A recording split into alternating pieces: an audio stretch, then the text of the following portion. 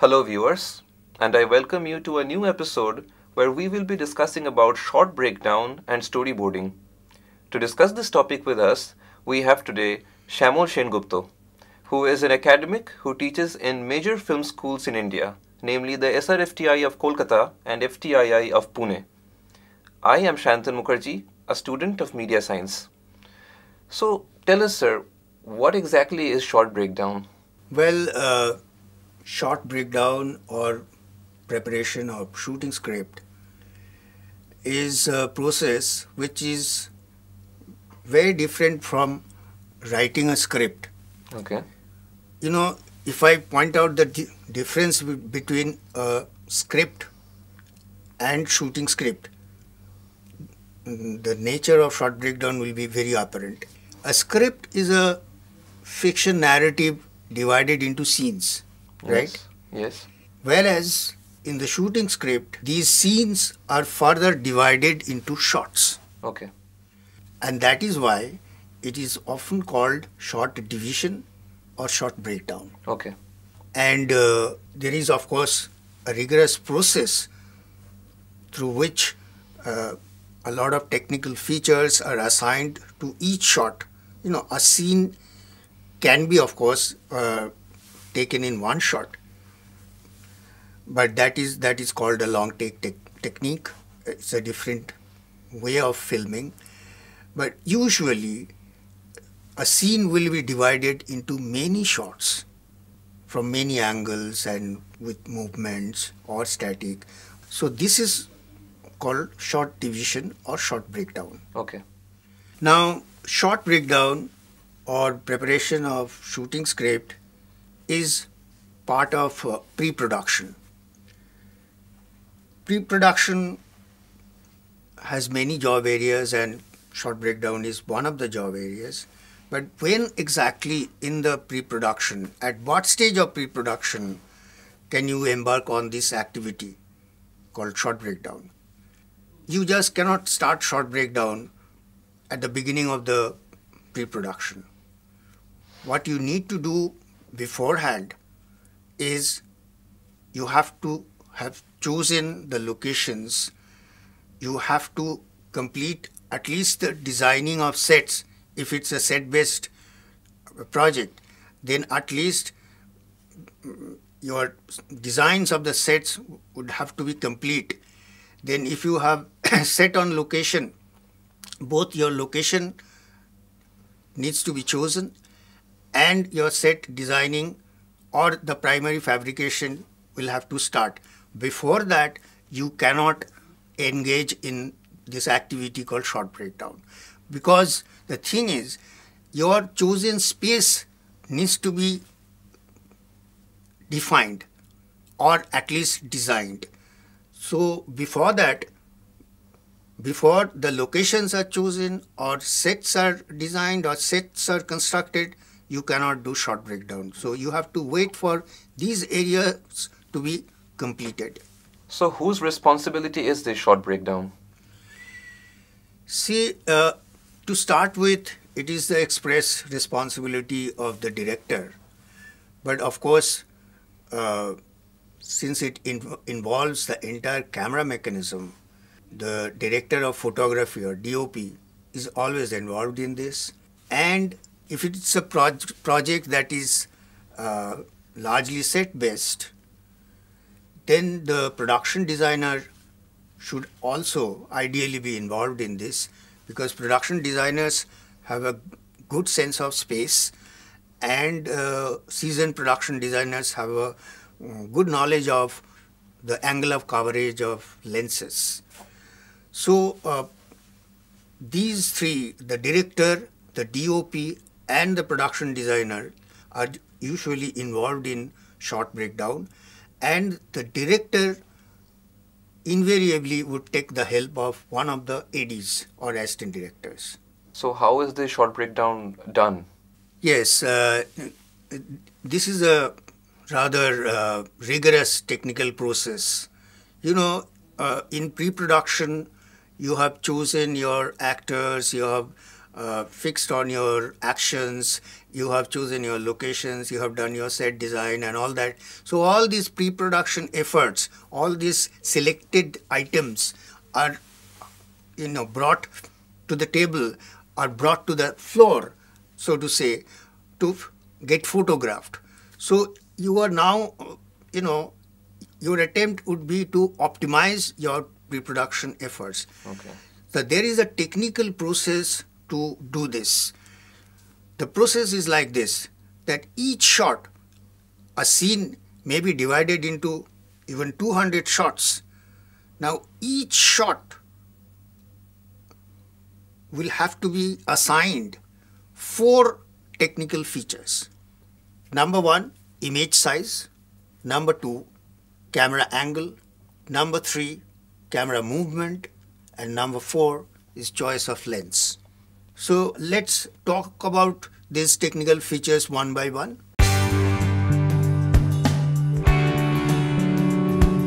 Image size is the volume of the shot or the magnification of the shots.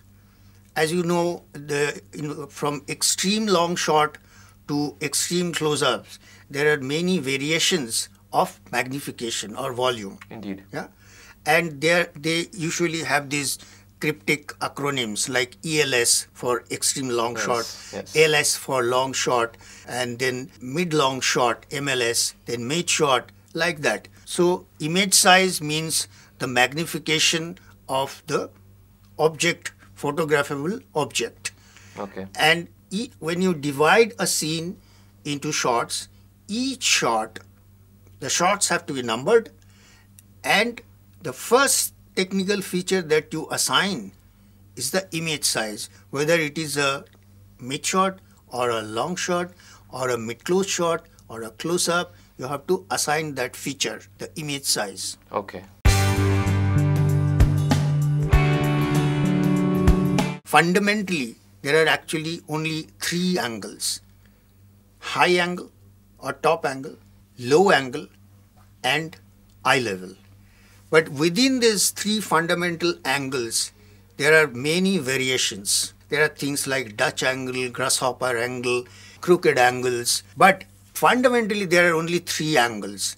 So, depending on the effect that you need, like for example, if you want a particular character to look larger than life or menacing, usually you take the character from low angle. Okay. Yeah.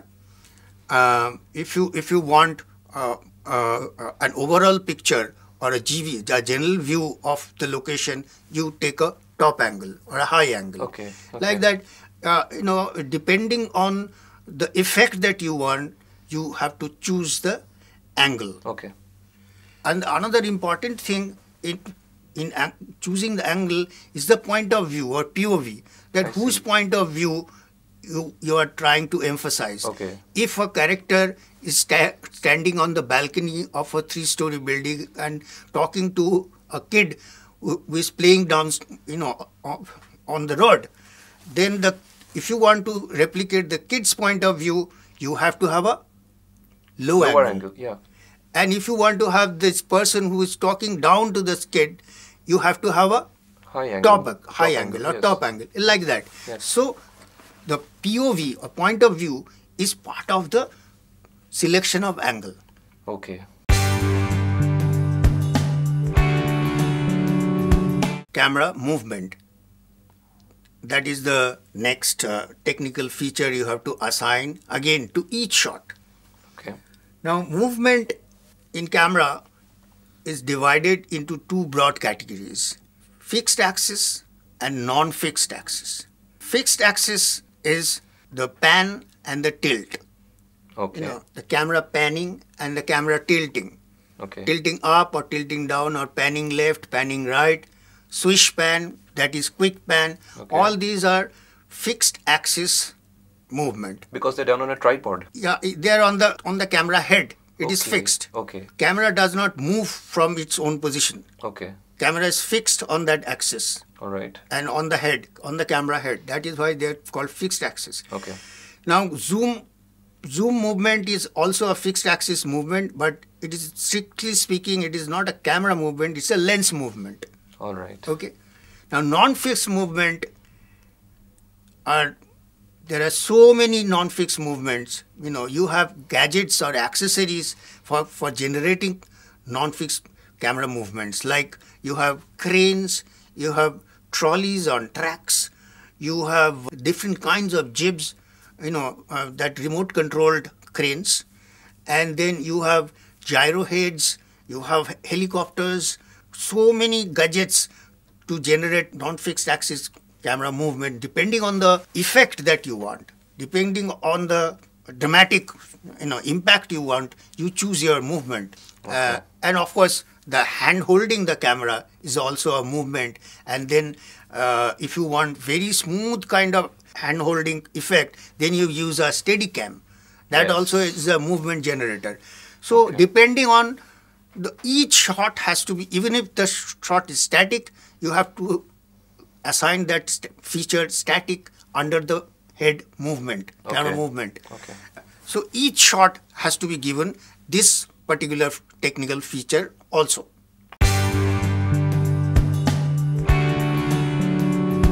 In filmmaking parlance, the DOPs usually would use terms like short lens and long lens. All right. The short lenses, they physically are short. They look short. Short lenses are the wide lenses, and the long lenses are the telephoto lenses Okay. or zoom lenses. I see. So, as you know, in the long lenses, the depth of focus is limited. Depth of focus is, compared to the short lenses, is much less. Yes. Okay, and in short lenses, the depth of focus is higher. Sometimes the infinity is in focus.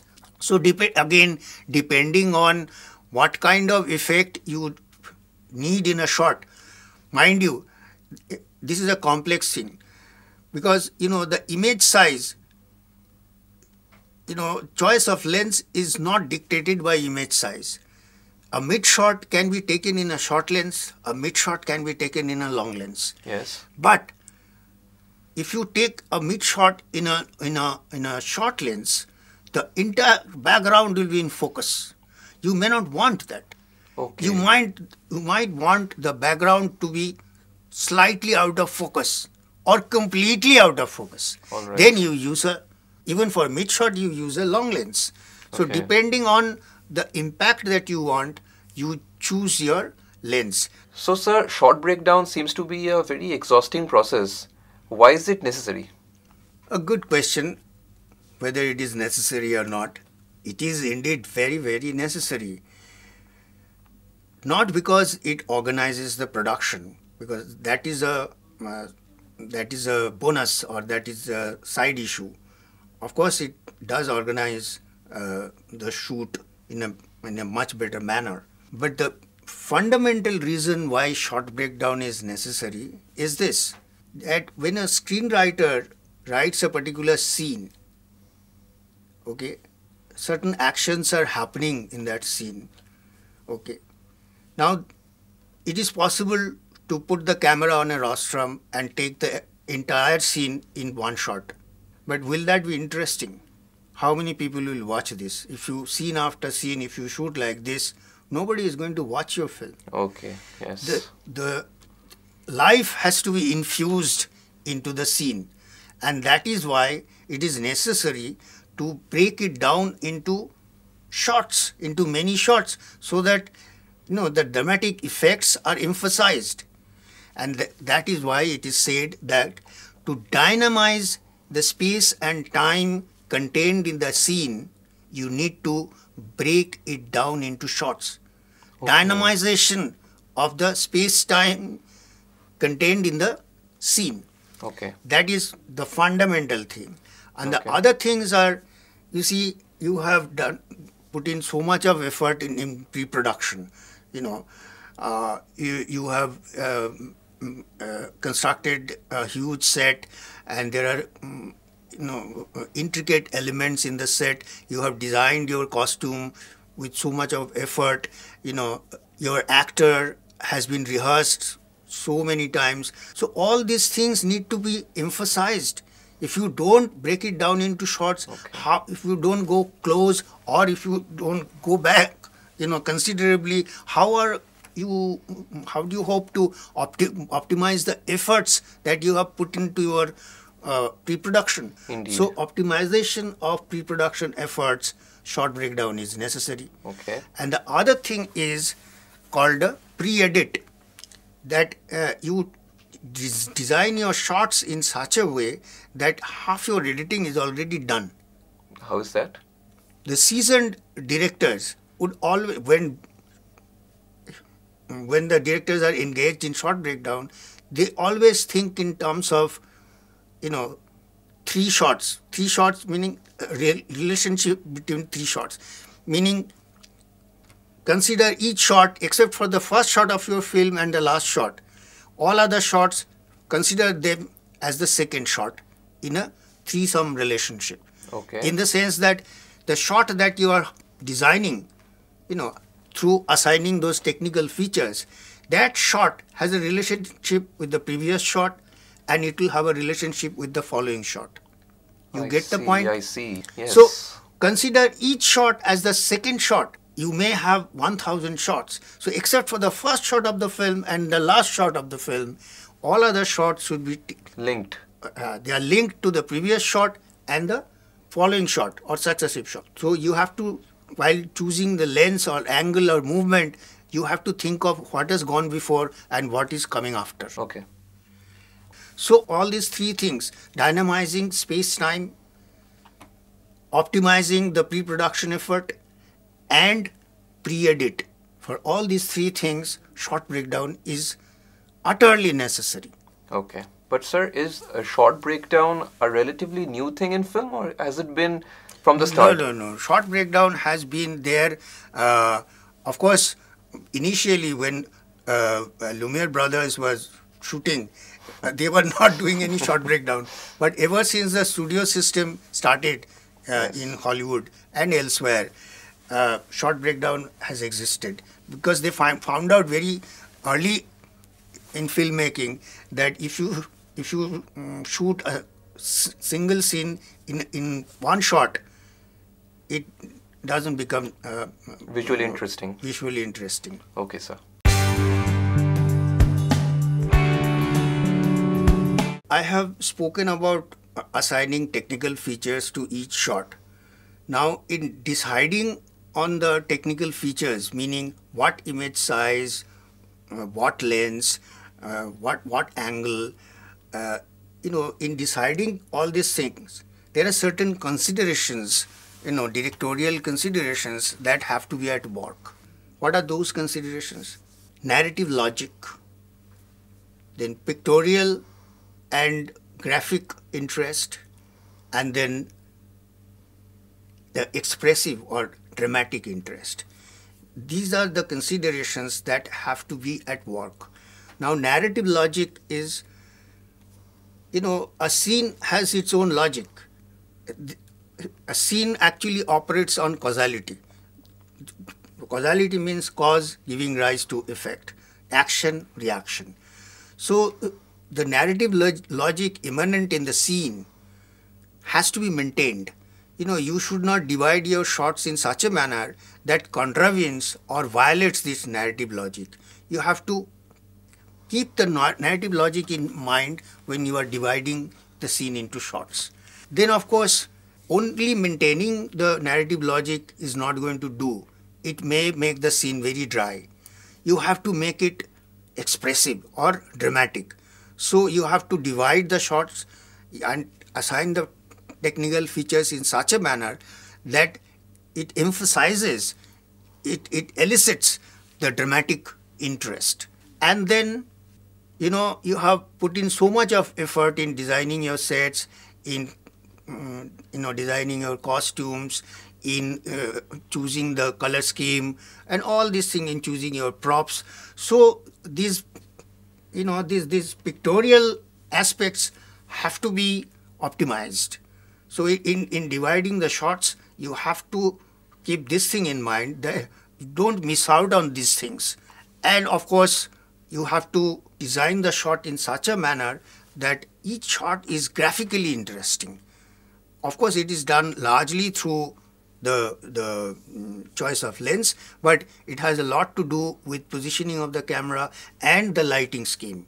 So these are the considerations that have to be at work when you are assigning those technical features. Storyboards are basically visual organizers that kind of pre-visualize the scenes in a script in a graphic form.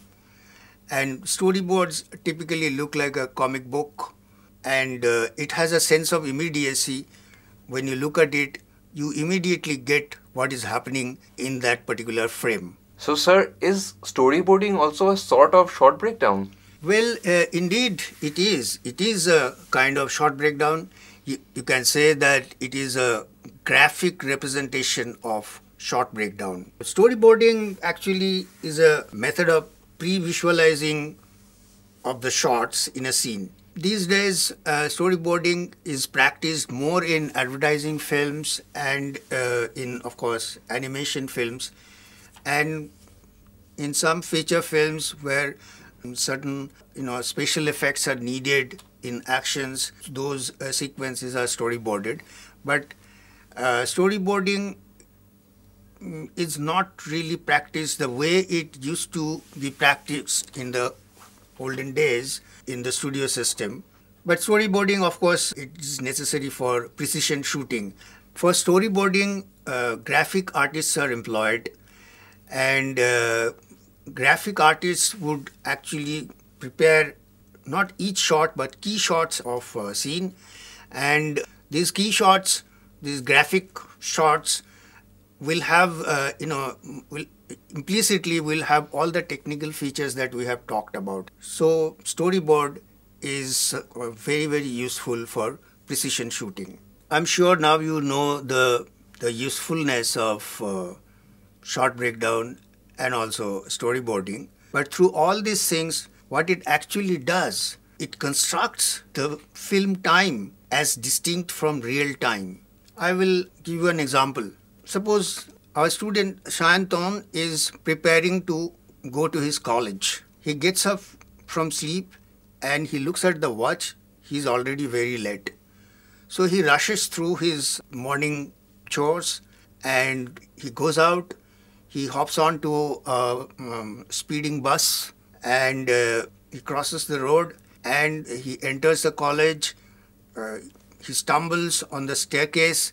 All these things happen and then he reaches his classroom 10 minutes late. Now this entire thing in real time, it may have taken 40 minutes or 45 minutes. But when you write the script and when you execute this in a film, how many minutes would you have? Maybe not more than 2 minutes. But those 2 minutes, will give a psychological impression of the real time, that is 45 minutes. Okay. The 2 minutes giving a psychological impression of 45 minutes will not be possible if you didn't have a short breakdown. You have to have broken the entire sequence into separate shots, related shots, to actually compress the real time. So short breakdown will help you in compressing or expanding the real time to construct your film time. And storyboarding, of course, will do the same. So thank you for listening to me. Thank you, sir.